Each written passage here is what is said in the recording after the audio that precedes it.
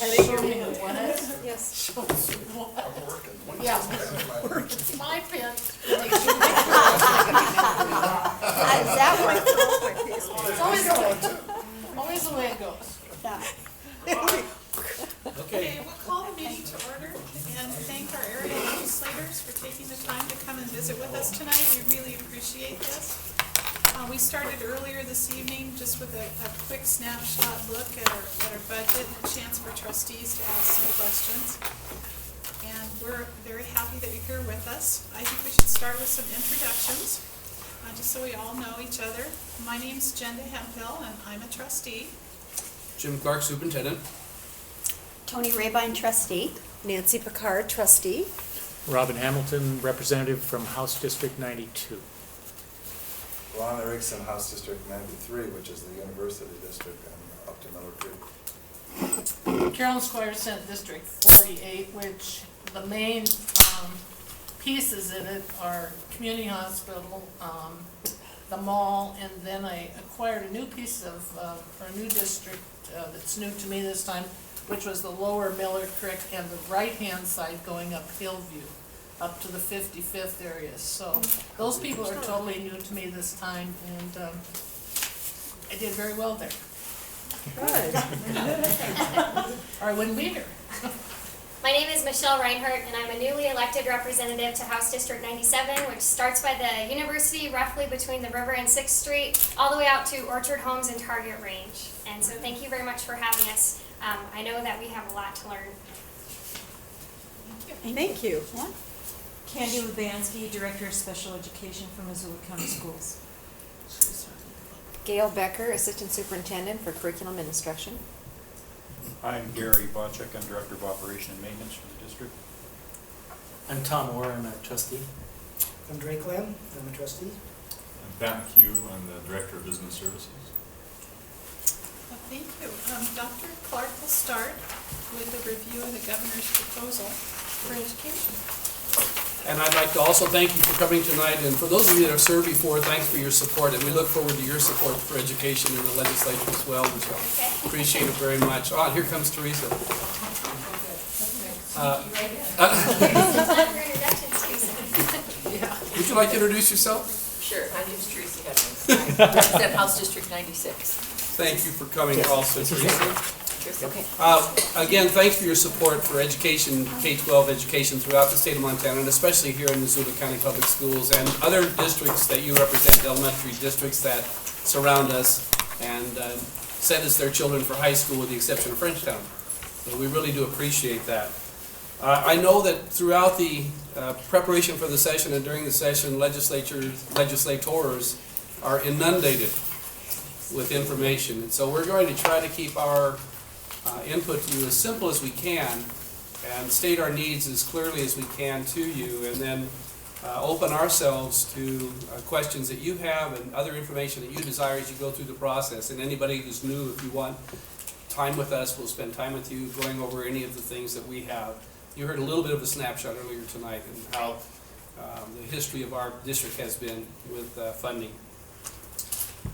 We also, yesterday, several of us attended a VisionNet broadcast that linked the AA school district trustees, superintendents, business managers from around the state, and a few legislators were involved in that also.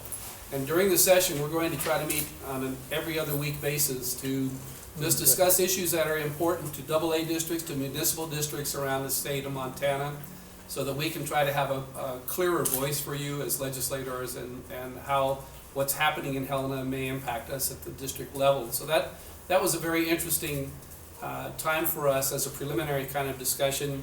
We found there were 3 other AA districts that have had forums similar to this in their districts in the last few days or the last week or so. The number of legislators attending is similar to here tonight, 5 of you. That's a good representation for us. We heard others that had 3 or 4 legislators come to their forum, so we appreciate very much your being here tonight.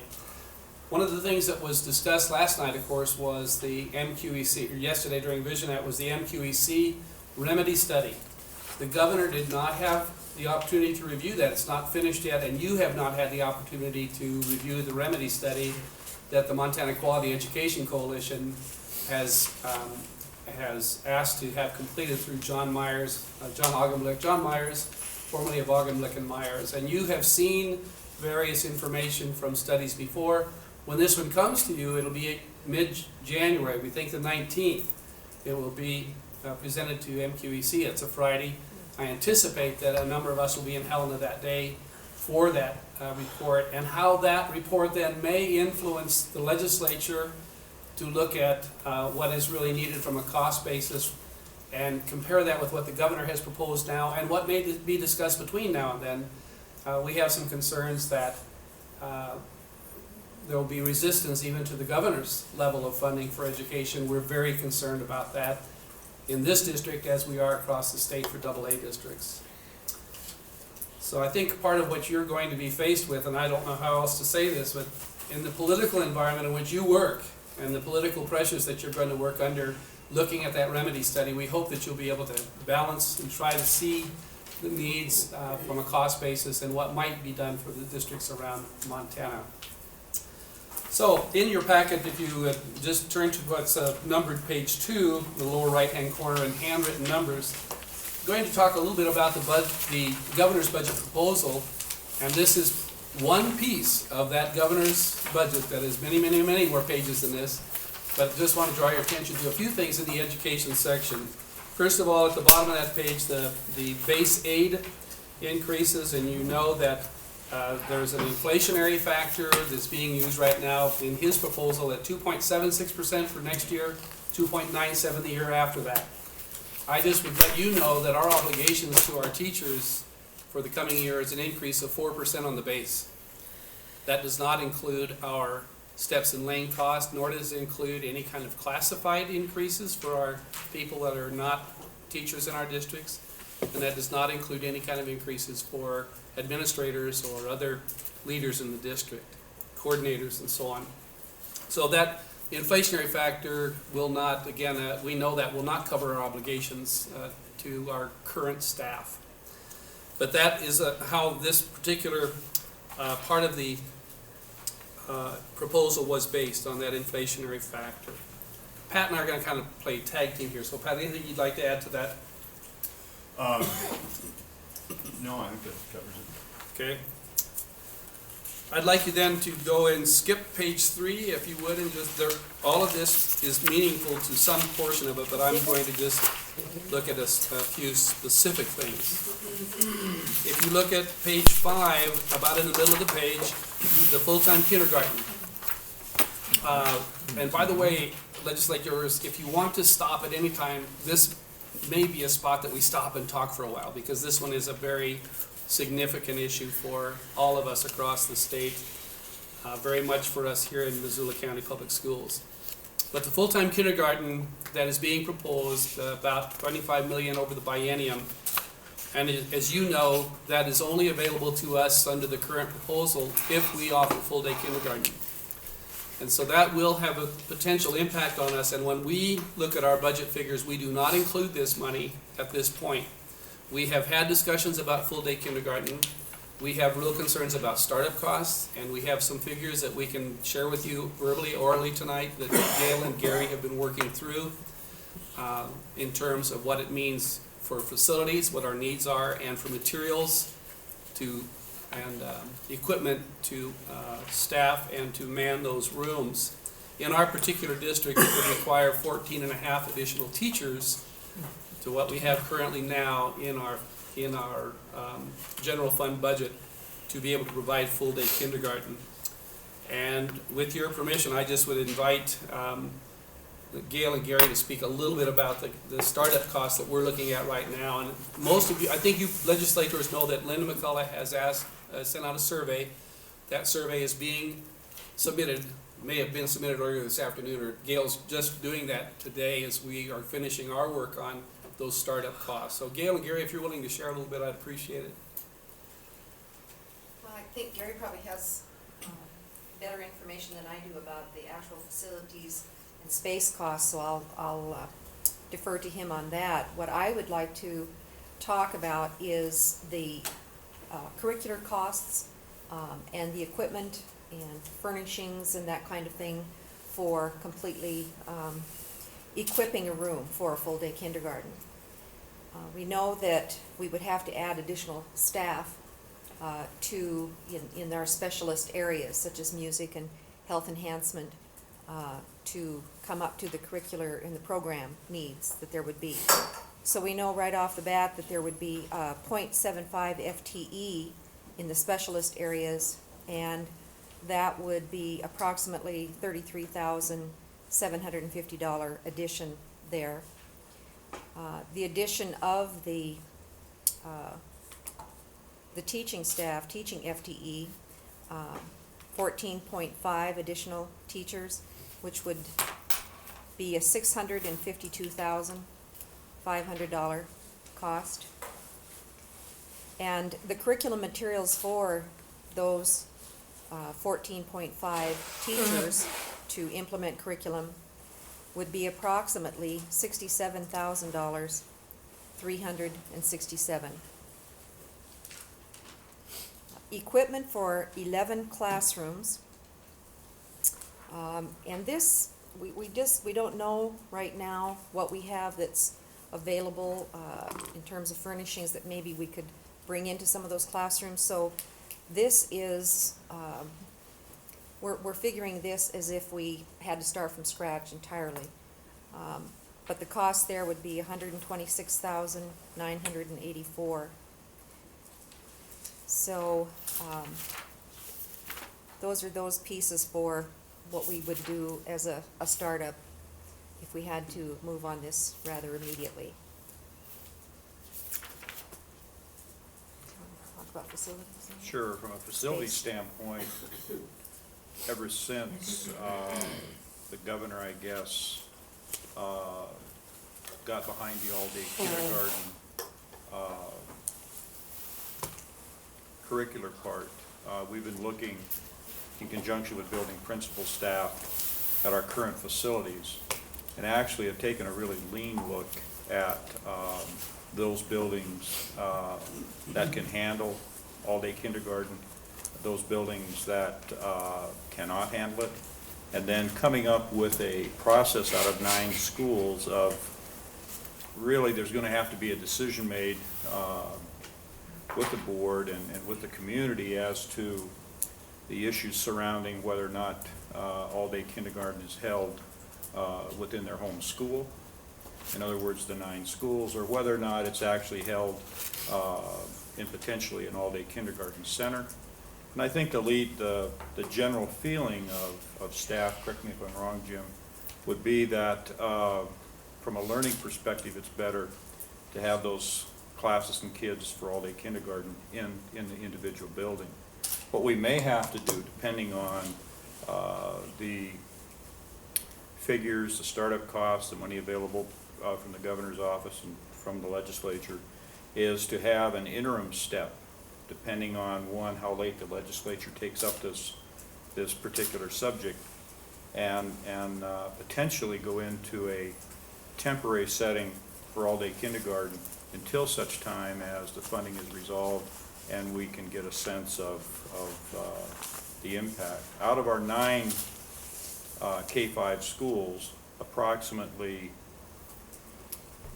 6 of those 9, with the exception of some minor remodeling costs, we can handle all-day kindergarten. But the ones that, those remaining 3, probably we're looking at initially in the neighborhood of just over $1 million to bring the level of kindergarten, all-day kindergarten into those spaces, which generally will mean anywhere from 1 to 2 classrooms. We've looked at anywhere from modular units,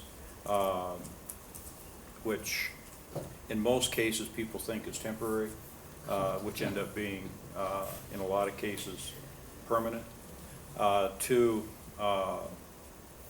actual permanent additions onto the buildings based on our projections and our long-range plans as to where community trends are going as far as population growth and that. Depending on that population growth and tied into the effects of all-day kindergarten, there's another number out there that would impact some of those schools that whose population for the startup of all-day kindergarten is not impactful to us now, but in a year, depending on how the class sizes go through and the impact of all-day kindergarten, could down the road a year from now create additional costs. And our recommendation, our look at that, would add probably another $1.2 million to that in probably a 1 to 3 year time span. In the interim, in that first year, depending on the scenarios that I put together, we've got just under about $100,000 in remodeling costs that will allow for those other 6 of the 9 schools, allow us to make whatever minor revisions to those classroom areas and delivery areas to make them work from a curricular point of view. So that. Can I ask you, Gary, what the schools are divided 6 and 3? I mean, you said 6 minor, 3 major type of repairs, so what we neighborhoods feel are we looking at? we feel on a first blush, we've been into this now a little less than a month. We feel that we're in pretty good shape at Lowell. We've probably got a 1 year solution for Hawthorne. Franklin, definitely, we're probably in a 2 classroom addition. That'd be one of the bigger ones. Cold Springs, we're currently in pretty good shape. Charlo. The other thing that I would add, if it's okay, Jim, is that the district sets its elementary buildings at a maximum of 500. And I don't know if you want to expand on that. That's just because of accreditation issues. If we go over 500, we have to have additional administrative support and library support, counselor support. Those add significantly to the cost of a school for just a few students. So I want to maintain the 500 cap. So with that being said, we have about 3 schools that are in that, approaching that category and bounce off it depending on their enrollment, being Chief Charlo, Lewis and Clark, and Cold Springs. So those 3 schools, we have to manage that 500 figure while dealing with the effects of all-day kindergarten. Paxson School, currently we feel that we can handle it.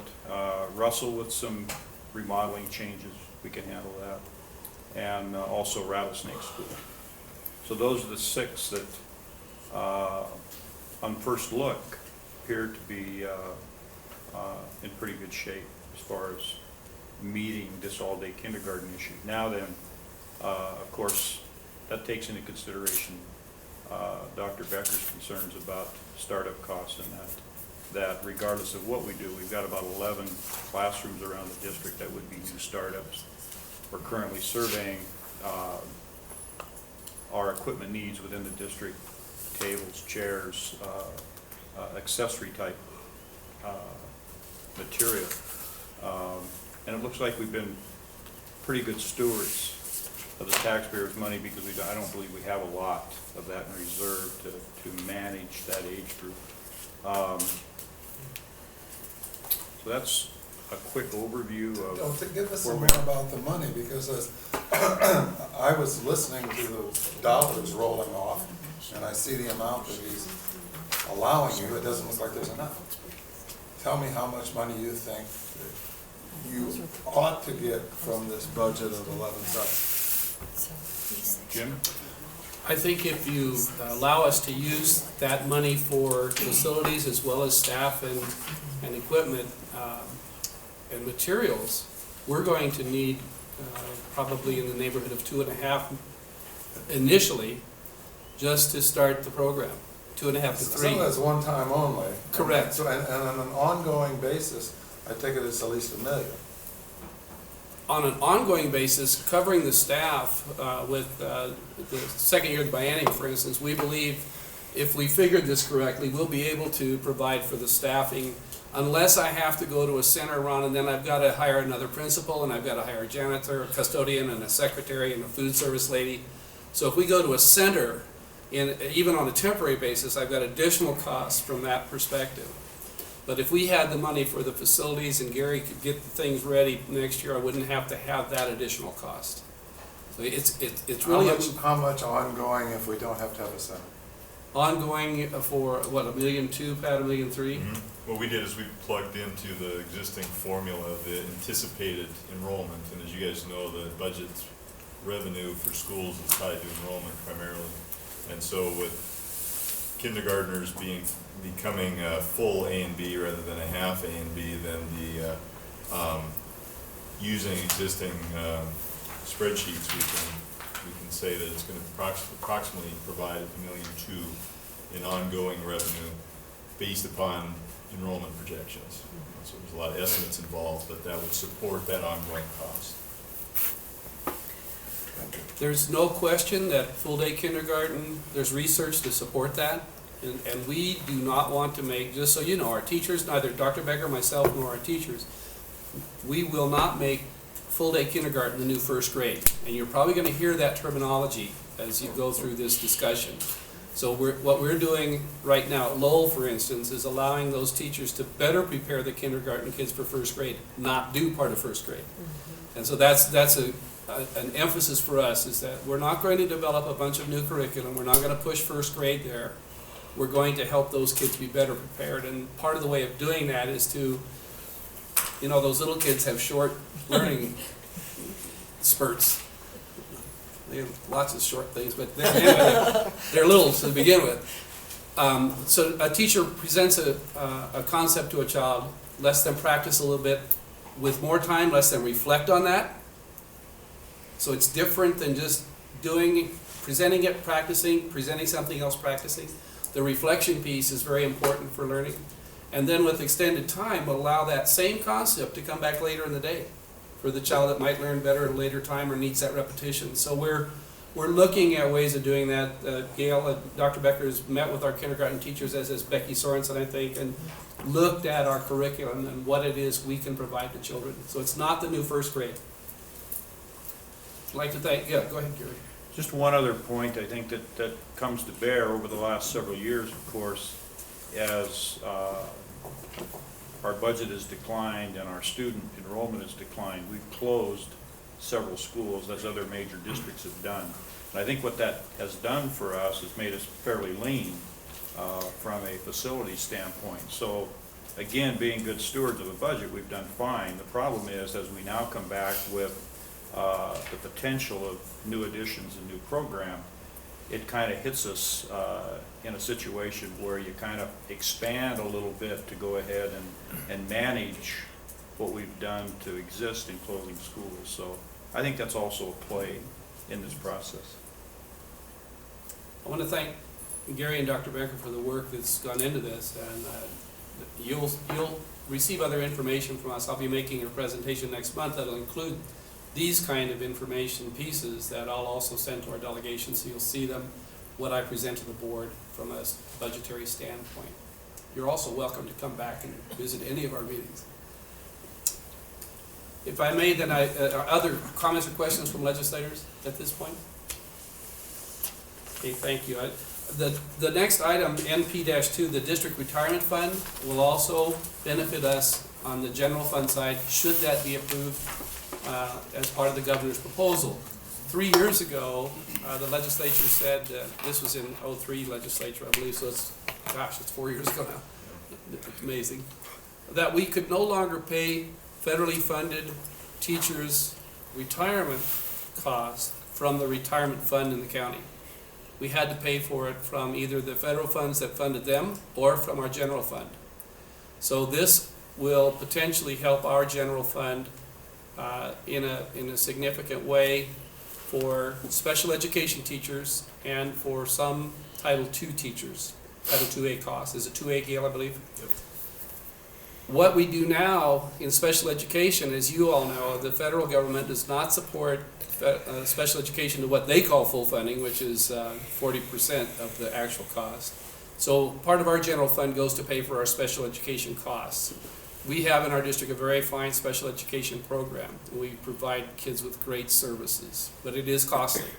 So the special education teachers that are now having their retirement funds paid from our general fund could go to the retirement fund for the county, which is a permissive levy that the board sets. That would benefit our general fund. our Title I teachers have traditionally had their retirement costs paid from Title I funds, not from the retirement levy when it was, retirement fund when it was allowed, or from the general fund. When this law changed, we kept paying their retirement cost out of Title I funds. If we charge their retirement cost to the retirement fund, it wouldn't help the general fund because it's a Title I cost, but it would help our Title I program. Right now, we will, if the Title I funds are, that we anticipate come to be for next year, we will not be able to maintain all of our Title I staff. So that's another consideration for us and for you as you look at this retirement fund question and whether or not our board will choose to exercise that right to go to the retirement, the permissive levy for the retirement fund. That's still a decision that they have not made that decision, but it would be a consideration for them and for us all. Do we want to try to maintain those Title I services for those kids that really need that, and the schools? We have a number of school-wide programs. In fact, all of our Title I schools are school-wide now, Gail, except the high school levels. So if we can maintain those services to those kids, and part of what we do with those funds is once again to reduce class size, which is a very significant factor in student learning and a very important factor to our board, is to maintain the smallest class size we can. So when Larry Johnson does a staffing report, he shows the board what the general fund obligation is. Schools can then take some of that money and reduce their class size by hiring additional staff. So that's a lot about that retirement fund. Pat, is there other information you'd like to add? Well, I think that without this change, basically changed Act how it was, the potential impact to the general fund would be if we kept the title program where it's at and we didn't have enough resources to pay salaries and benefits. So if we go under existing law and picked up those benefits, we'd have to pick them up through the general fund, because the direction we're going with Title I is that we're not being funded, or we're not funded enough to maintain the same number of teachers. And so if we get to a point where those teachers under this law, we're not able to pay them with the title funds, then the general fund would be the logical choice to pick up those benefit costs. So it could impact the general fund, but most likely what we have to do is adjust staffing. And so, but to maintain programs, this would be an important legislative change that would help us. Thank you, Pat. Any questions or comments from legislators? Okay. The next item on that same page, the special education adjustment, is an inflationary adjustment. Once again, as I've already stated, that we know that the federal government does not fund this at an adequate level. And it's a very difficult thing for all of you, I know, as you look at that, and the special education costs are high. Those services do cost money. And we are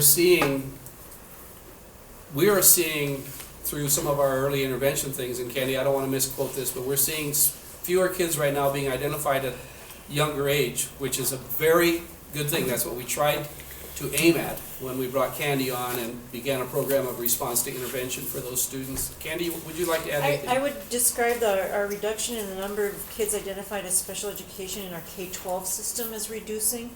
And as Jim is saying, it's through the efforts of early intervention and prevention, specifically around literacy. We're not seeing a decline in our preschool population, and those are kids ages 3 through 5 we are compelled to serve under federal law. They do not generate A and B, and I wouldn't want to compromise K-12 A and B, but I'd like to see additional A and B for the kids that we are required to serve. And currently, we serve about 70 kids, preschoolers, ages 3 through 5. In our preschool program, it costs, the total cost of the program is about $181,000. We get $59,000 from the federal government for preschool programs. We do recover about $9,000 in tuition for our non-handicapped peers, but you can see that the balance, about $115,000 comes right from the general fund. So I'd encourage you to look at preschool and what we're obligated to do.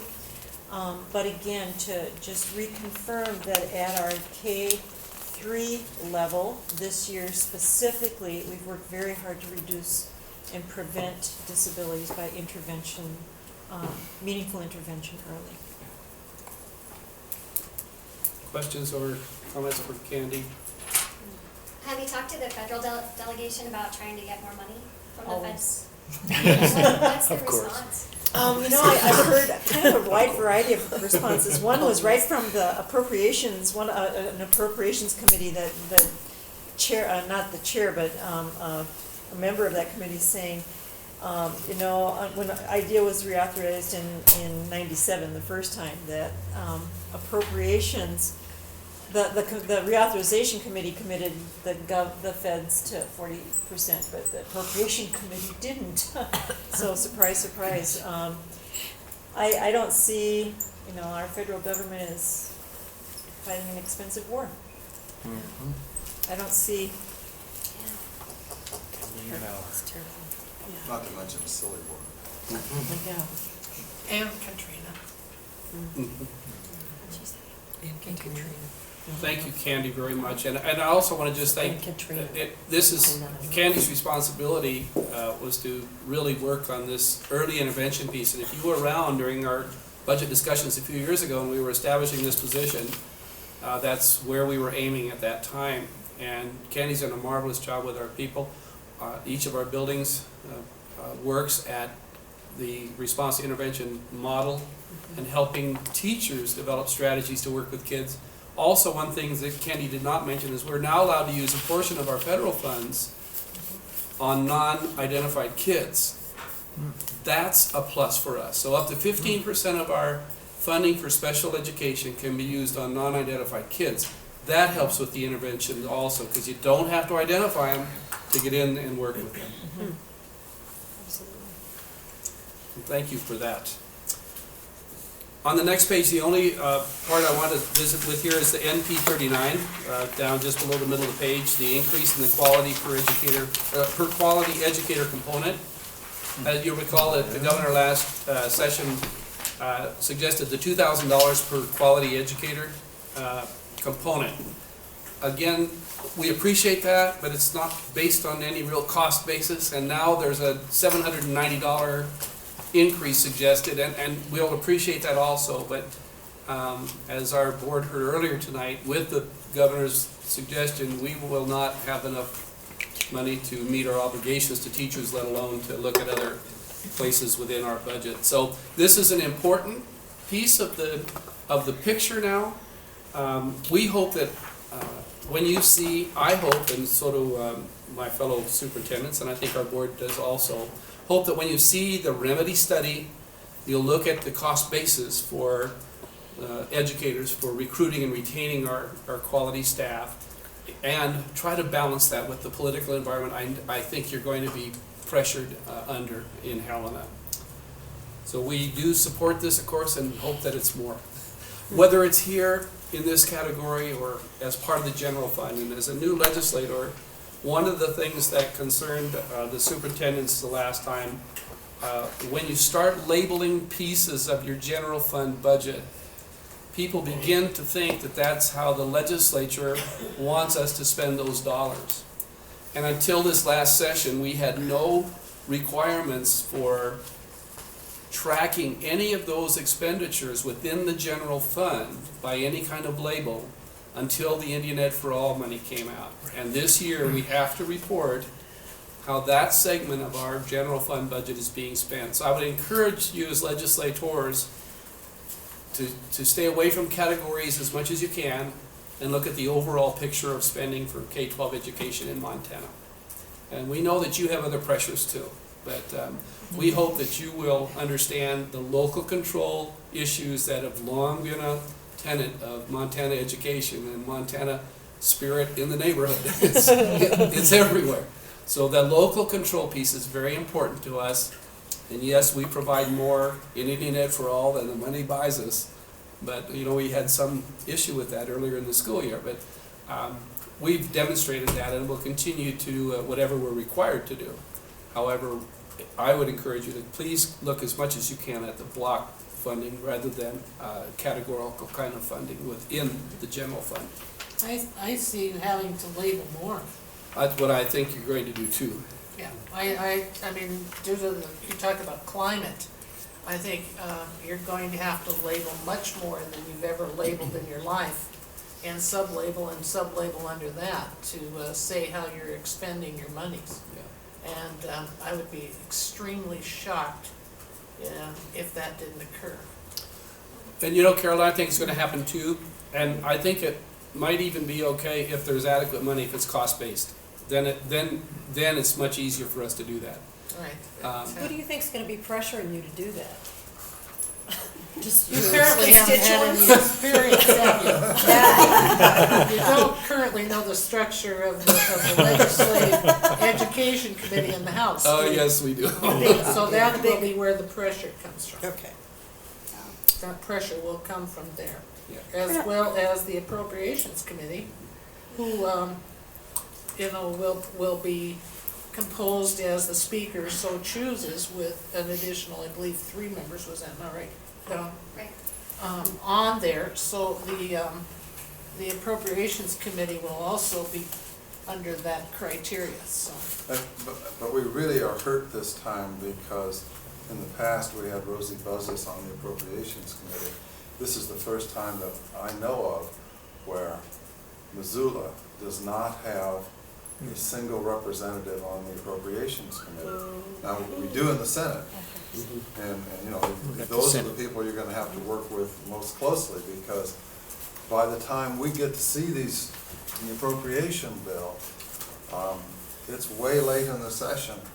And it's very, very difficult for any of the 5 of us to be able to do very much about this. It's useful to know about it, but, you know, there are just too many Republicans. Yeah. What else could I say? Yeah. With different philosophical beliefs than those of us who are sitting at this table. Yeah. Since we're just kind of discussing, could you just say a little bit about the thinking behind that? I mean, why do they think it's wise to categorize those funds and to label them and to control them? Because they want you to be responsible and they want to see it in black and white. Okay. And to actually be able to track where it is. And if I gave you $10 and, you didn't spend it all and you slipped it over into another fund, they want to know about that. And they honestly do believe, some of the folks over there do believe that there's far too much money in education currently now. Whoa, And, I mean, if you haven't been there, you should come spend a day or 2. okay. And come to the education committee and watch it, bring her over, and let her have some fun. Come back And watch her with go an out ball-headed. But anyhow, I only say that because of the seniority, I apologize, but, I mean, I just can't keep it inside, because it's so frustrating to me that this would happen Yes. to education. But anyhow, it's just that they just have to. They just have to, it's in their blood. Because they don't trust us and they want to exert control. Well, they want to protect the general public from you, of whatever bottom feeders that are feeding off of people, I mean, and taking their money and their taxes. I think that part of the perspective is that, that this is a big budget and there should be, Accountability. significant accountability of more than there is, whatever that is. There's also some difference in philosophy between whether or not learning should entail reading, writing, and arithmetic, and some of the other things that there are those of us that support are not necessarily part of what would be education that the state is responsible for. The legislator who's named chair doesn't believe in state funding for public education. Right. And so that's right from there, it's like, okay, Right. and he's the chair. And he's the chair. And other And people. who is that? Or George? George. Okay. And So- Roger Koopman is his vice chairman from Bozeman, which is pretty close to the same, if not the same. But not all of the Republican legislators think that way, and we will find people to work with, or we'll keep reporting back to you on how challenging it is. That will be, we are ready to go try to do the work, and I believe that there are a number of people there who are trying to do the work for the state. But there are some who just see the world very differently than those of us that support education. I mean, all day kindergarten is not the issue at all. It's like, we shouldn't have kindergarten. Have kindergarten. So. And see, Koopman Okay, and thank you. Jor are not on the appropriations committee, but one of the things that can happen on the floor of the House once we're looking at appropriations is that you put in small amendments that have to do with accountability. And so where their push will come from that wing is a little later, and it's our job to try to stop that. And usually it's the Senate's job to go in and quote, I don't want to say fix it, because that's always what. Get rid of the nonsense and put it Thank you, in the House. thank you. Right. And then play it in a very key position when you are very close to being done, and send it to the House as is and get out of town. So who knows exactly how President Cooney will orchestrate that endeavor, but I mean, I'm sure every effort will be to, fund education as best as we possibly can. Well, then, I know that, and we appreciate that very much. That we know where our delegation has been and how much you value what we do here. This is a very good school district, and to be able to do what's been done here with the scant resources is pretty remarkable. And Senator Senator-elect Wanzenreed will be on for the Senate in Missoula, and then Carol also as well will be in. So there, and she's into the kindergarten, all-day kindergarten. And I was sorry that she wasn't able to be here, because I think, the numbers are significant to her as well when you talk about it, and I'm sure she's researched it, but I always like to have her be a part of the conversation when we talk about this. If she's planning on carrying the bill for the kindergarten, so maybe we can have that conversation again when I'd be she's delighted. with us. Yeah, and she'll be your number one ally, I think, out of Missoula. Be delighted to have that conversation. Yeah, and she just couldn't be here tonight, so. Well, what's interesting on the accountability standpoint is that there's already so many safeguards in place, both for uses and appropriation, expenditure of funds, and fund accounting requirements, and reporting requirements. So, it may not be a complete understanding of what obligations we already have in terms of reporting and disclosure and compliance. I mean, not to mention, just from an auditing standpoint, to be compliant with GAAP and accounting procedures. There's so many procedures in That place. basic question about understanding is so important, because, I don't think there's anybody in the House of Representatives right now who understands education funding, right? Everything about it. Right. And so, because people do not understand a very complex system, the way they work is saying, well, we need to go ahead and have accountability.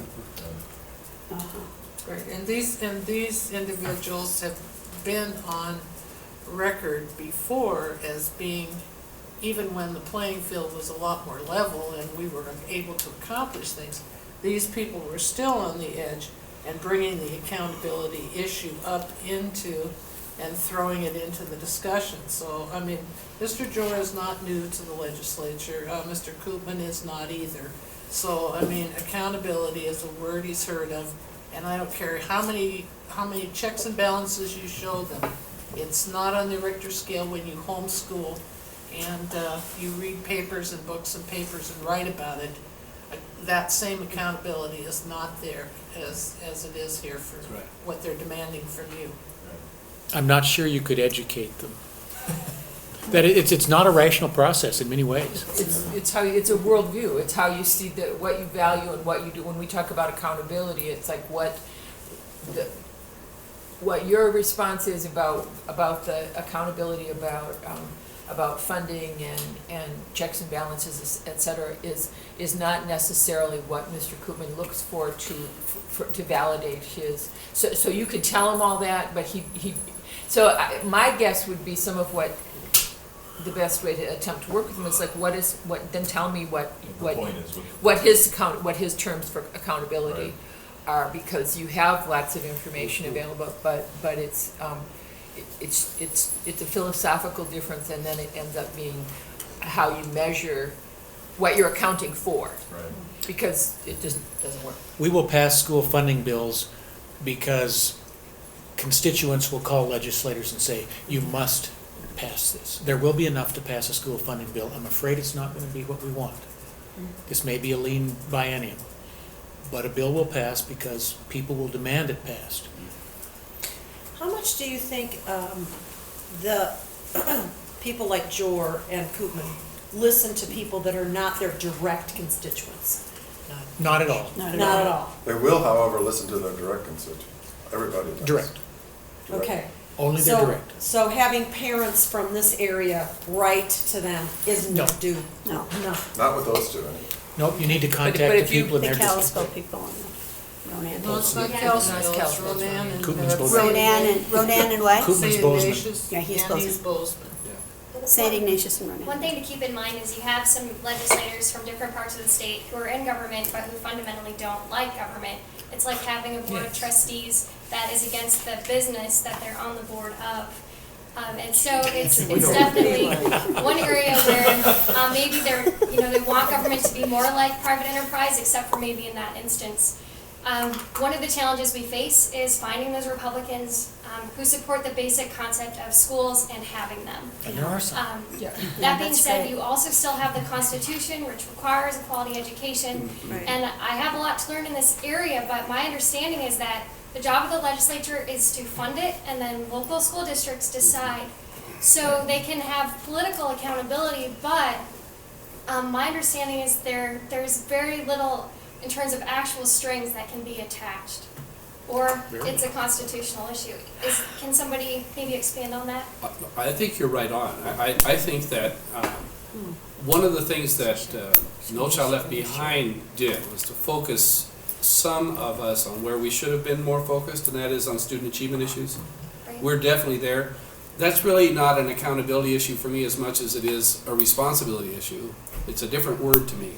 Because you can legislate where you want the kids to be, but I can't get the kid there just because you legislate that. Right. Okay, so it's a local issue for us we have a very rich environment here for education for our kids, and we want to maintain that. That's expensive. And so as we look at what we provide for kids and what we want to provide for kids in equality, what our definition of quality is, it may be different in a small town somewhere, another part of our state, or from one of our surrounding elementary districts that feeds us their kids for high school. They don't have the same richness that we sometimes have. Others do. So that is a local responsibility, and the resources that we can put into that are what we're concerned about. We have to be able to put in enough resources to maintain that. And that's right now, our biggest concern earlier expressed tonight is that be able to maintain what we have. Great. Can I ask you one more question? Yeah. Since we're kind of doing free form here. Yeah, you are. One of the things that 10 years ago or 8 years ago, I was asked to go and speak in front of the legislature. And the point that I made when I went is I said, the state of Montana keeps talking, and this is directed to the Republicans. If you want to attract businesses to this state, if you as a Republican want to attract businesses to this state, you have to remember that businesses are made up of people, and people have children. And if you can tell people that are looking at this state as a place to relocate or to create a business, what better thing to say? First they look at housing prices, then they look at the schools. And I still can't wrap my brain around Republicans that don't get how important that is in order to attract businesses here, especially with the traditional businesses of Montana, ranching and mining and forestry on the decline. So we need to attract bigger businesses that have young people, that have young children. Can you explain that, how they miss that piece? There's some folks who just don't think government is best to provide services and they would like to privatize it. And some of the folks who are not supportive of public education are more supportive of private education. And I think that we need to maintain a fundamental commitment to public education for all. Oh, yeah. Because Probably, that, Nancy, might want to ask a Republican that question. Do expound on that, Trace. I'll expand on it a little bit. Yeah. I don't know if that's, I think when you're trying to attract businesses, the first and foremost way to attract business is to make a climate for them where they can be profitable. And I think our tax structure, the changes we've made in that tax structure over the last 10 years has made it so businesses can be profitable. And that is the number one priority. After that, sure, personnel is going to be very, very important. Right. Anyway, that's that. At any rate, since we're busy bashing Republicans here, I Not all of them. Not all of them. but I just, The ones who I just want to are ask a question or two. It's okay that Drake and I go after each other. George's been in office, well, he's not in office right now, and so, let's quit picking on him. But the last legislation, George wasn't in office, and to be honest, since we're talking Democrats and Republicans, the Democrats controlled everything, and they inherited $350 to $400 million in surplus. And I think the education system in our state got a real marginal amount of that money. And if I'm wrong, go ahead and respond now. Well, we weren't exactly in control. I Well, guess Just you 50-50 controlled the House and the Senate. The No, House is 50-50 in the tied. House. Yeah. And Oh, okay, I was, the House was tied and our chosen leader was not elected as the Speaker of the House. We, in many cases, did not have control. It was a political battle all the way through. and well, there, and. I know it was a substantial budget, surplus, and it got spent, and I didn't think, we got a little more money than we were used to, but boy, not a whole lot. I agree with you totally, Drake, and you're more common sense, and we don't mean to bash all Republicans.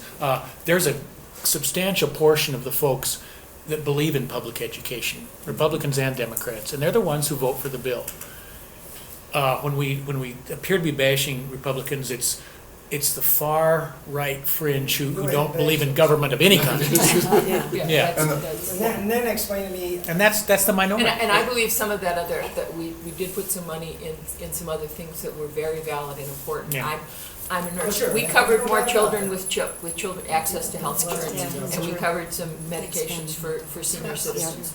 help me That's great. understand then the Democratic governor's proposals this time on the amount of money that he thinks that the education system in our state should get. His focus, my understanding is his focus, according to my discussion with David Ewer, is that the focus with this budget is to address the next two priorities, which is the mental health system and corrections. And It that, sounded like they were addressing the revenue department too, I guess one of the disappointments I have along your line is what he's done with his kindergarten budget, because as I listen to you, he's not given enough to do the job. That's right. And, Right. if he wants, Exactly. if he wants to do it, then Yeah. then We're I willing to think, pay yeah, for that's a great idea. But it sounds as if we don't have enough money to do it. We don't. Right. It It's sounds like the he federal should, government. And I just wonder what his priority. Well, and I think, Ron, I think that, again, it wasn't based on a cost basis. I'm using that word twice, I can't do Yeah. that. It was not established on a cost basis. It was established on something else. And so the further down the road we get at looking at our education costs, we really do need to look at the costs, including the setup for these classes. It's not just hiring 14 and a half more teachers, which we could do. Sure. It's more than that. So you really needed two parts of the budget, the part that he's given you, and then some one-time only money to. That's right. That's right. That's exactly right. Right. Make it happen. And that would accomplish what's behind his thinking, I think. It's just that he didn't go to that piece. We also heard that there'll be a companion amount put out by Linda McCullough, one time only, to try to establish that. So Good. Yeah. that, if that happens, hope it's based on a cost. Uh-huh. Well, see, I see this budget as a negotiation more than anything, as with individuals talking and he putting out the idea of what's needed, give you a taste of what it is, then you come to the table and you negotiate and you deal, you give up on something, you don't, and whatever. I mean, to me, it's just a negotiation process. And I hope you're correct, and we understand negotiations. So, if it is really that, I think, Carolyn, that would be a very healthy thing. A little concern that we have is that it may not be negotiation, that it may be a dictator, or a dictated amount. And this is, yes. Well, It's I different kind of Freudian negotiation. mean, I don't, did you deal with David Ewer in the past? Have you dealt with David Ewer in the past? We could not get access to him, Carolyn. No, I mean, in the past, when Oh. he served in the session. and stuff. I did not. It Okay, was before my time. Okay, but, I mean, this was an individual who was responsive to the needs He's a of education, former and now legislator finds from himself Helena. He's a maybe in a liberal different spot in Exactly. his He's a good guy, life. yeah. And having to do some maybe different things, but yet still having communication with the gentleman in the office, so. And he's an incredibly capable He's person. very capable. And, He you know, is. there's nobody that you What's his would position? prefer to talk to besides him. He knows stuff. And I mean, he's experienced it, He and, has. and he's been in our process, and he never served in the minority, or in the majority, excuse me, the whole time he was there, so, I mean, he likes to tell you that too. Okay, well, if I could, let's come back just to another portion of this packet tonight, because as you all know, you get different interpretations from different groups of people around the state, and this is a selection, these are selected pages from the Montana School Board Association perspective. And the first, page 8, is a very confusing table. If you can figure this out without Pat explaining it, I'd be amazed. So Pat, I'm gonna ask you just to reveal what this really means. And you're Well- going to see pages like Tell this, us about it. unfortunately. I was not gonna take credit for the spreadsheet. And in looking at it, to explain it, I'm still not convinced that Yeah, you know, maybe just go to the bottom line. What's it Grand mean? total. Yeah, Did- I think the intention from this is a quality educator payment for A and B. Okay. And so, what I look at is comparing the dollars under the quality educator category, or Right. component of funding, to the A and B. And so what this will tell us is, with school districts that have lower A and B, Right. their number, the per A and B amount is gonna be higher in a lot of instances, Right. because they still have the same staffing needs for teachers. And so ours is gonna be more near the lower end of it, because our classes are full. I mean, we have full classes, and so our A and B number is high, and the quality educator payment relatively is low. And so that's what this is trying to convey, not so well, but at least that's what I'm thinking this is trying to convey, and that's why we wanted to put it in here. But the more I looked at it, the more that I'm gonna give the guy a call who put it. So Passing is along it okay that it's misinformation. missing from my packet, and I Yeah, don't need it's to not worry in about it? it's not in the packets think- that were copied. It was not? No, Oh. it's only in the mailed ones. Okay. Our Worked out apologies well. for that. What it really does point out, however, I think is, again, is that the smaller the district, basically, the more per kid you're looking at. And that's Of course. a matter of efficiency, a matter of what you may hear as economy of size or economy of scale. That's right. So the next 2 pages are very much what I just went through with you in terms of numbers. Do you have a question? Jim, just to go back to Yes, that, I'm sorry. per district, I guess, you know, I talked to some of the other AA communities, and some people feel that bigger districts kind of get penalized We because do. you don't get as much money, and smaller districts, because they have fewer schools per district, kind of benefit from that formula. And I'm just curious, you know, we're probably not gonna be able to even touch that, but I just wanted to know your take on it. Well, that's exactly right. The basic entitlement penalizes us as a larger district. If you had 1 elementary school, you get an entitlement. We have 9, we get an entitlement. So Seeley Lake High School, Seeley Swan High School, because it's remote and small, gets a double entitlement. I get 1 entitlement in town for 3 big schools. So those kind of economies of scale things they do penalize us. I don't think you're gonna fix that this time, but I think as part of the remedy study, and if the legislature will eventually look at trying to figure out a system that works throughout all of Montana, then you have a chance to fix that, or to do something that then doesn't penalize us because we're larger. And we really are penalized right now. Well, and But maybe- in all areas though, I mean, because aren't there, Basic entitlement we are, and Pat, the value of the kid, the more kids you have, the value of the kid gets less Yeah. in the formula. So we're also penalized there. And also, in addition to that, because we're a larger district and we can accommodate kids with higher needs, we also, then you add that in, and it Yeah. stretches that dollar even That's further. right. Okay. That a lot of those smaller districts can't accommodate those kids, so those kids tend to be move to shunted to, to larger AA districts. Thank you. You're welcome, and That's anytime you have also questions the- like that, don't hesitate to call, especially Pat, this guy knows. Especially that. Especially Bruce. She mentioned shunting them over into the larger districts, Shunt. but they become, there are other things that are offered in a community, such as Missoula That's right. for individuals with That's disabilities, right. such as Right. DD services, those kinds of Right. things. So education isn't the only No. one that suffers any kind of penalty. You wanna talk about DD kids, we can do that, we've been there in that Yeah. meeting as well. Exactly, our youth homes that are here. Yeah, Right. exactly, so. Right. And those- Education isn't the only one No, that gets. we're not, Yeah. but those things are all wonderful and they're needed, but they do come with an increased price tag for us.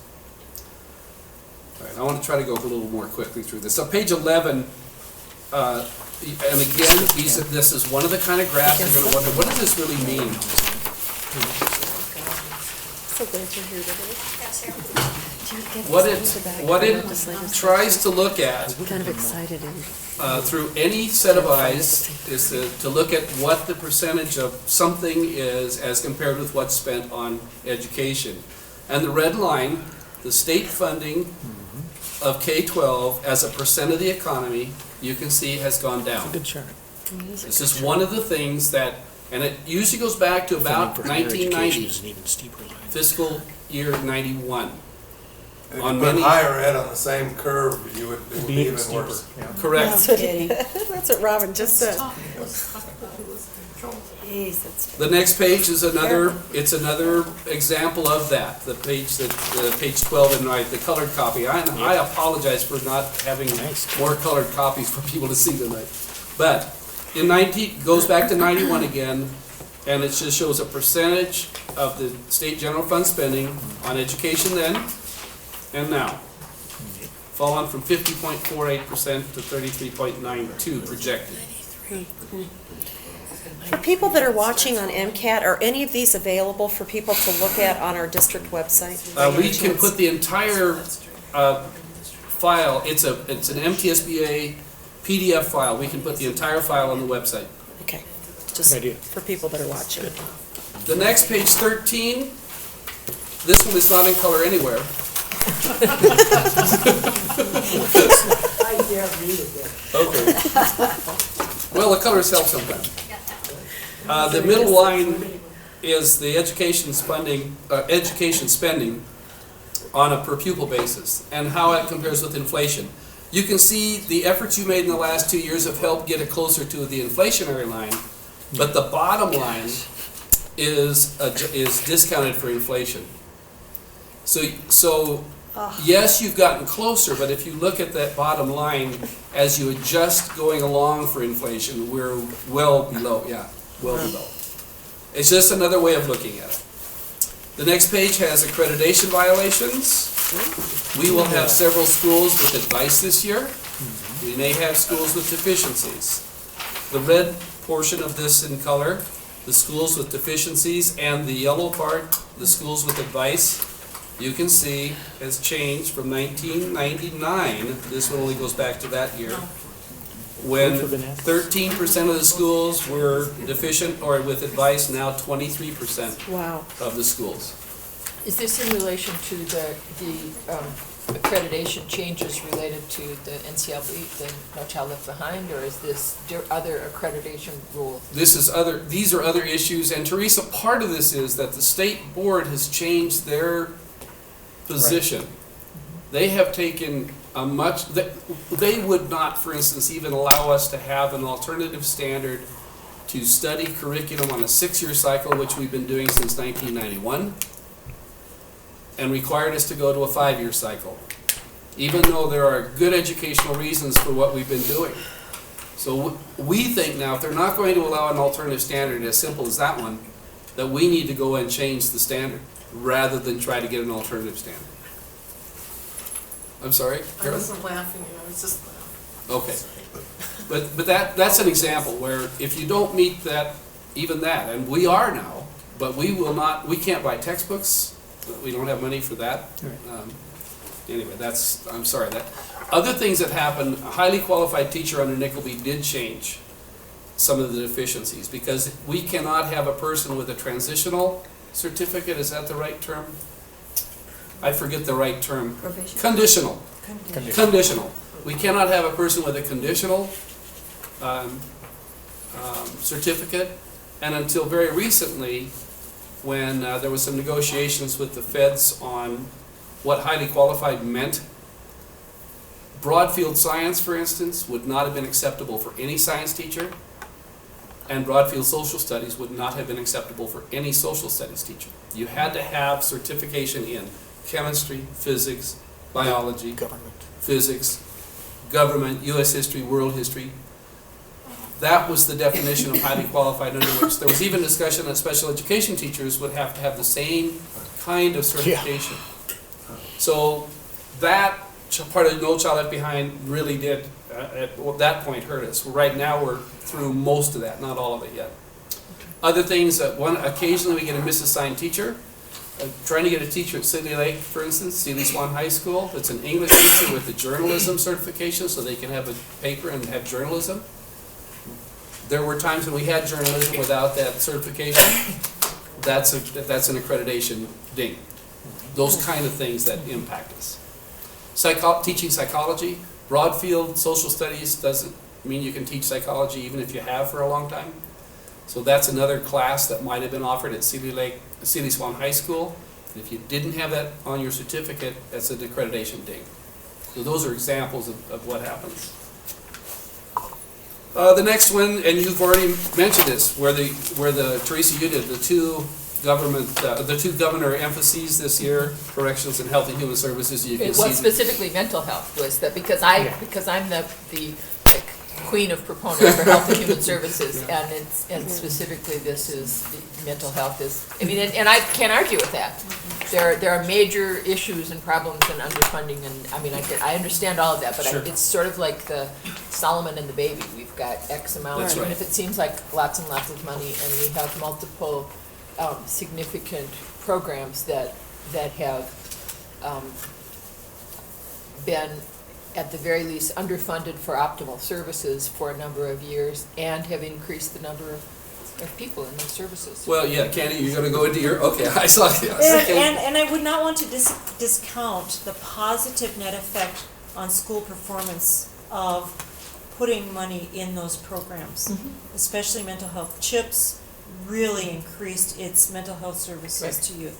So I would endorse that. We all need more money, but I really appreciate Well, and it gets back that. to the thing about corrections and sorting out what, and mental health and addressing substance abuse and family violence and getting people into treatment as opposed to prison and trying to keep family, it's like all of those things end up being colored with each piece of it. And if you look at it that way and say, well, we did put some money, a significant chunk of money into education, and now these other things are the gophers that are popping up and saying, well, my head's higher. And it's just going to be a challenge to do all. One other area that Candy shared last night, touched on, without going to the interim step, thanking the board for being able to have some contingency funds in special education this year for some very specific services for some very needy kids. In our state, right now, we have a child who came back from residential placement, very serious needs. And there's no interim step between that and public school.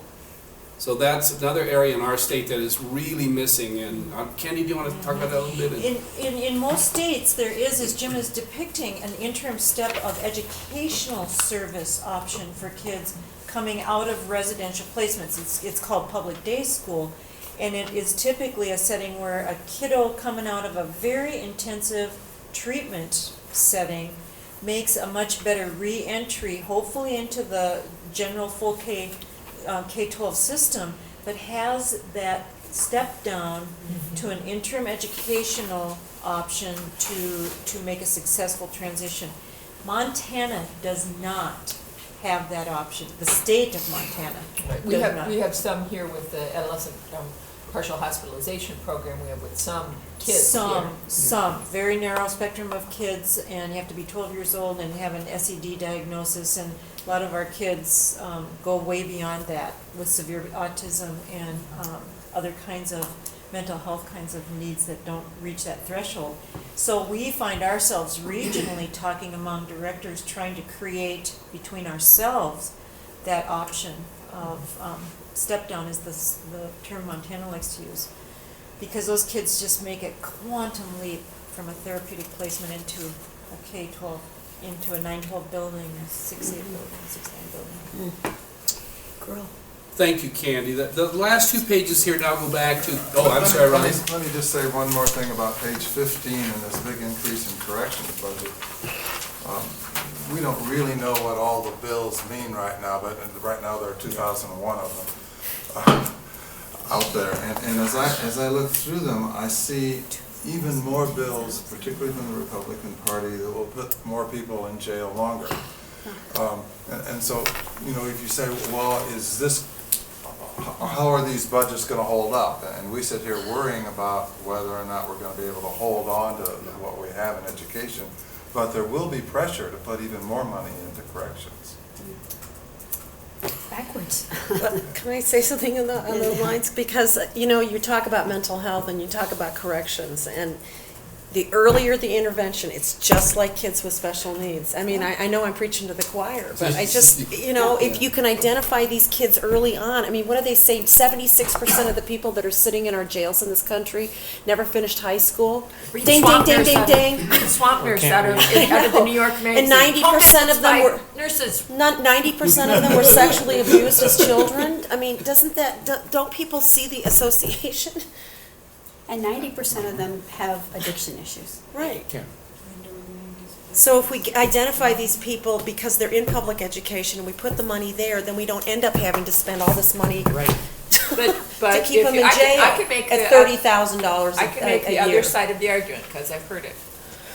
If people stayed home and took care of their children and fed them breakfast before they came to school and packed their lunch and picked them up after school and they didn't get in trouble, they wouldn't be addicted, and why should I take care of those kids? And let's see them And please legislate don't that. put that on the television like for everybody.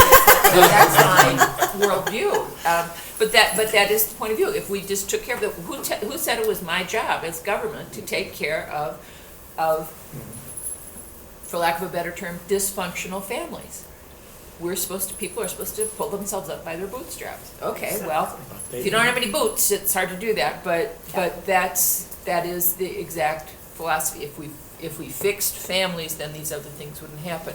As I said, my interpretation is how you fix families is resources, and like I said, We are going to home be able visits to by do school. just a small part of this effort to helping these needy children. Right. If you can figure out how to keep their parents married, you'll solve the problem. And you're not gonna be able to do that, and we can't do that. And so we have to do what we can do. Married families don't Which necessarily is mean not happy gonna be- families, I'm sorry. I'm not saying, you know, we gotta try, we have to make an effort to Yeah, do what I we know. can do. I know. But in the culture in the United States today, when you have a divorce rate, Nearly 50%. But see, On I the reservations approaching I would even go back 80 to say the 90%. notion of part of that happens when you come from a profoundly troubled family and feel like if you just had the opportunity, and you would do it differently. And so you have usually younger people, usually without the skills to do it differently, who tried it then have a family and raise children. And when you don't learn a new way to do the same job, you fall back on the old way. And so then you do it the way you watched your parents do it, who fell apart, and then the family came unglued, and then, so it's like, that's what we're talking about. That's why they need high school family life classes and balancing the checkbook and. There's a lot of interesting dynamics to that problem, and I think we're addressing them, I think, in our high school Many. level especially, I think we're doing a good job. Well, the last two pages are back to the MTSBA. Back on track. Let's back off on that issue. And the Montana Quality Education Coalition's position on this, and you will hear this and see this many, many times. Senate Bill 152 was the first step of answering the Supreme Court's mandate to the legislature, or decision, if it's not a mandate yet. And so the other two pieces are still there. The remedy study will give you some ideas about the cost of providing education programs throughout Montana. And my hope is that we still will look at this from a program cost standpoint. What is the program we want to provide for our kids? And then be able to look at that. What's it going to cost us to do that?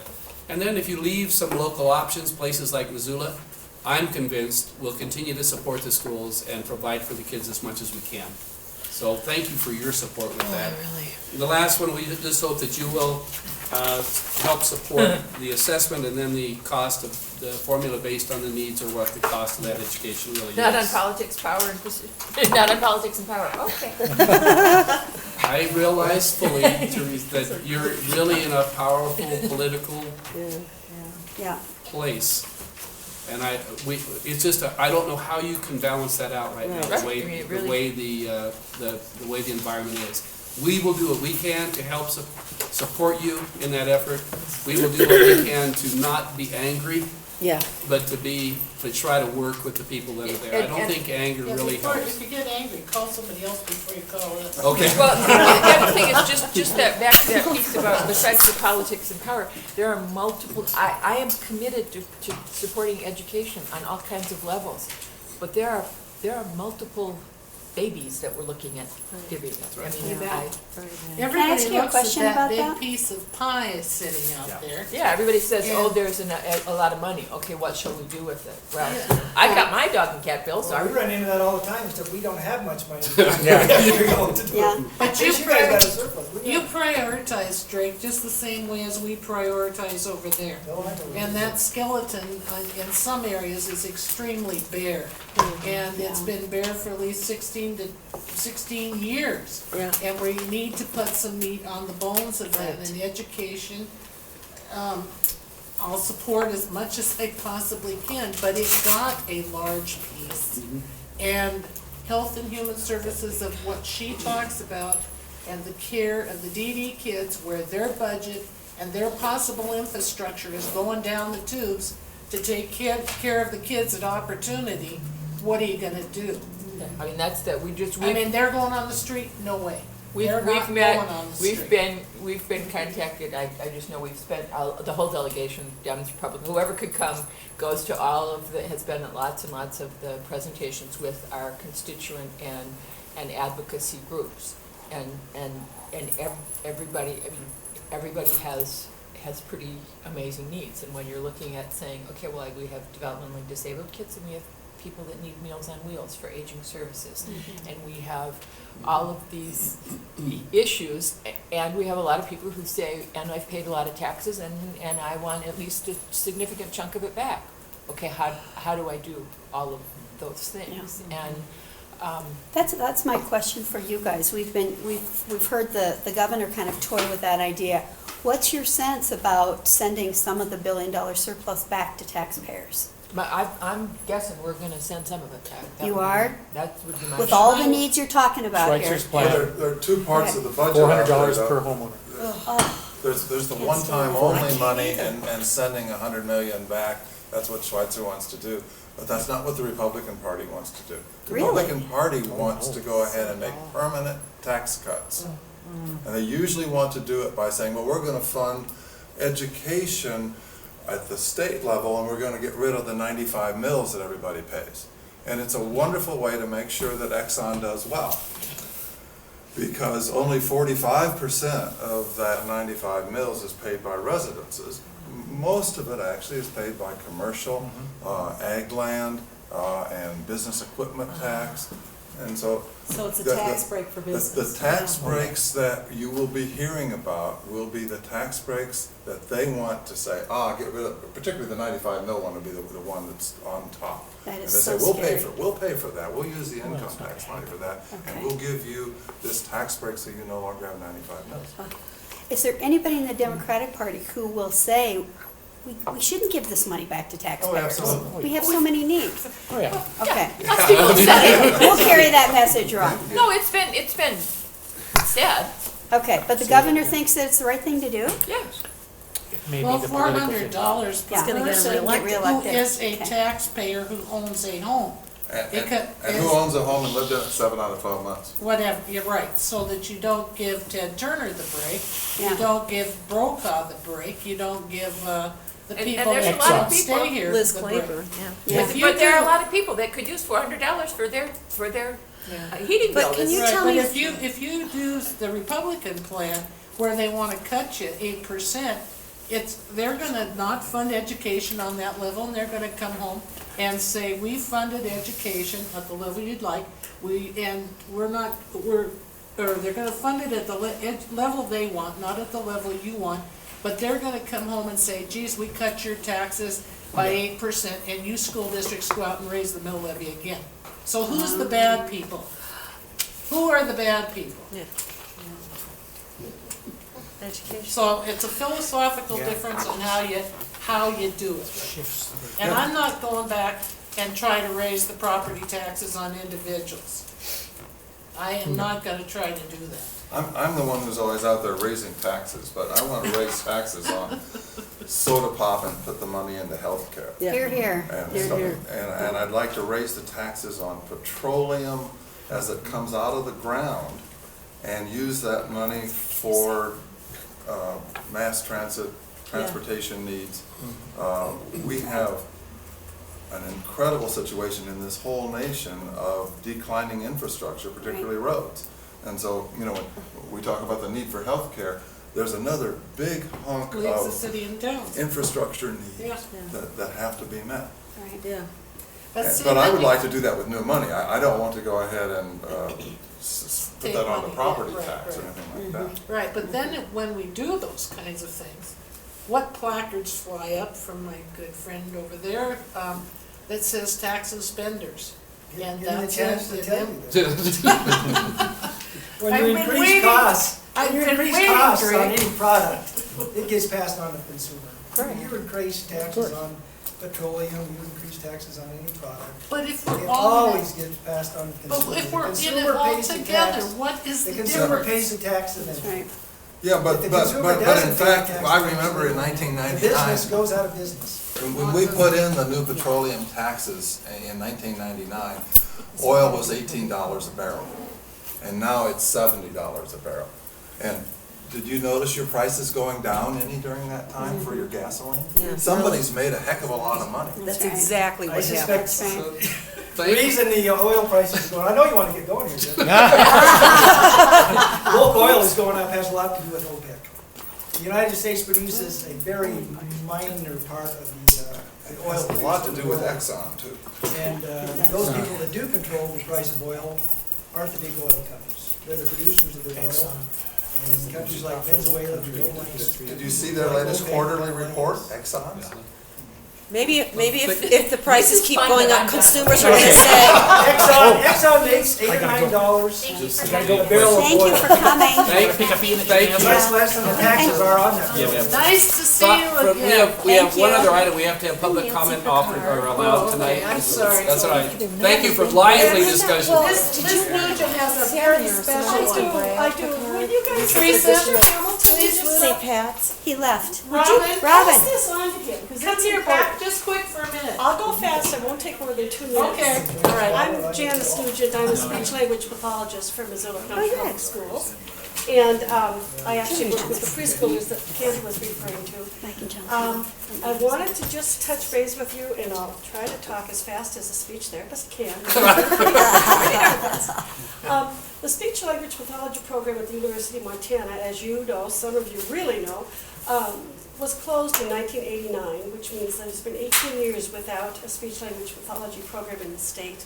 How this relates to public education is that within the public schools, and actually within the greater health community, 40% of our workforce is going to retire within the next 10 years.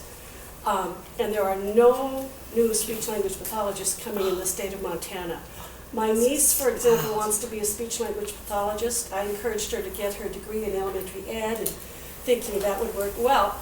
She thinks she'll go to California and earn all this money as a teacher. Had we had a chance to offer that program here, she would have stayed. The program is closer to reinstatement than it's been in 18 years. Its program is being spearheaded by the College of Education. Roberta Evans is the dean. She's just doing a fantastic job. The program passed the faculty senate, so it is closer to fruition than it has been in a long time. It goes before the Board of Regents in mid-January, and the reason why I wanted to take this public speaking opportunity is I know it will come before you guys in one form or another. I don't know yet what form the university will bring to you, but I beg you for your support. And the Montana Speech, Hearing, and Language Association is my state professional association, and you all will hear from us. I bet we will. And this, affects the whole state. It also is a way to affect your Meals on Wheels people, your DD people, and your public school people. So I will get back to you, but I really appreciate your support. Thank you, Thank you, Janice. Thank you. Okay. Further public comment? I was president of the union when we got rid of it. That was cool. I just want to say to the legislators, I'm so happy that each one of you are going to Helena. And I especially want to say that I really am grateful. I'm really pleased today as a parent and as a constituent, Michelle, of you. I've been really pleased with your questions and your knowledge already as a freshman representative. So you go, girl, please, and fight for us. And there's a lot that I would love to share with you about my own experience just as a parent, and now I'm an AmeriCorps tutor in the schools, and I'm in the schools 3 days a week, and I am horrified at the thought that money might get sent back and not be put to use after such. I have been waiting as a parent that really believes in public education as perhaps the best investment to dealing with the poverty, the poor health. It's the best investment we could make. And so I've been waiting and waiting for this brighter day to dawn, and I do feel like we are moving closer. The all-day kindergarten, that it's getting this far is encouraging to me, because I also really believe that's the best thing for the kids. And I could tell you, I don't, because it's late now, but maybe at some other time, just the personal experience of the half-day kindergarten and its inadequacies. It's better for the kids to actually have the full day to absorb the information and not have to go through so many transitions. And so I'm just, the only thing that worries me is just the world of politics, and I just don't want you to give up. I know the realities of the political situation that you're facing, and I don't know how to express to you how important it is to me that you not, because I know you're all fighters, but that you not give up and say, well, we have this philosophical difference, and I'm just counting on you to find the way somehow to not let this be hijacked. And I have to just say, in terms of accountability, because I know that keeps coming up, this accountability. After this system, this public education system has been starved for over a decade, and it forces a school district, for example, then to sell some of its facilities, and then you turn around with the brighter day and the better offerings and possibilities for our kids, and then you find yourself having to build temporary shelter in order to do that. How accountable is that for the best use of public funding? And so I guess the most important thing is just the general funding overall of education as the top priority. I know there are many, but I still think it'll be our best investment, and I hope you won't give up, but no matter how difficult it gets. Thanks. Thank you. Thanks, Carol. Yeah, Can keep you it call all close. your Is there any other friends? public comment Thank you. Your tonight? relatives and the people that you go to church with and Yes. meetings with, and have them call their friends and the towns that they live and say, you need to call that legislator that just got elected, whether you voted for us or not, and say, education funding is really important, and I'm watching to see what happens. Because that's what will make a difference more and more to everybody. It's like, I live in your district, and I'm watching your vote. And we don't necessarily know everyone, but Scott Sales has been elected Speaker of the House. He was opposed by a moderate Republican, and he won 25 to 24. What that actually means is that there's the possibility of 24 Republicans out there who are not on the right wing of the Republican Party. So, you know, we know who some of those people are. We don't know who all of them are. But the idea that Teresa has of reaching out from Missoula to find folks in other areas Yeah. that that want to fund education, 'Cause it's your kids- possible. It's If your possible. kids go to school here, then most of them probably play on some sport or on some team, Yeah. or have been on the debate or whatever. So they've stayed with, met, done something with other kids around this state.